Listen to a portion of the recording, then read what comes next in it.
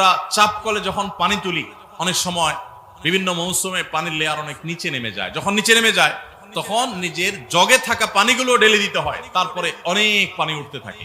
আর যদি আমি চিন্তা করি না জগে থাকাগুলো দেবো না, এমনি চাপতে থাকি, তাহলে সারাদিন চাপলেও পানি উঠবে না। এই জন্য আমার কোনো বিপদ থেকে উদ্ধারের জন্য আমার যা আছে সেখান থেকে সাধ্য অনুযায়ী দান করতে হবে। আল্লাহ সুবহানাহু ওয়া তাআলার পরে অফুরন্ত আমাকে দেয়া শুরু করবেন। অতএব ভাগ্য সুপ্রসন্ন হওয়ার জন্য, নসিবে ভালো কিছু লেখা হওয়ার জন্য আল্লাহর রাহে দানের অভ্যাস গড়ে তুলতে হবে। এই 9 আমলকে আমরা আবার এক নজরে বলে দিচ্ছি। 1 নম্বর, ঈমান আনয়ন করা। এটা হলো সৌভাগ্যের প্রথম শর্ত। তাহলে আপনি বলতে পারেন, এই যে পৃথিবীতে এত হাজার হাজার কোটি টাকার মালিক বিভিন্ন বেঈমানেরা, এবং পৃথিবীর উন্নত দেশগুলো যাদের মধ্যে ঈমান নাই, তারা সুখের সাগরে হাবুডুবু খাচ্ছে আমরা দেখি, বা সুখের বাগানে তারা থাকছে, তাদের সুখের সমস্ত উপকরণ আছে। তো ঈমান আনা যদি সুখের এবং সৌভাগ্যের প্রথম শর্ত হয়, তো তাদের তো সেই শর্তই নেই, তারা এত সুখী কিভাবে হবে?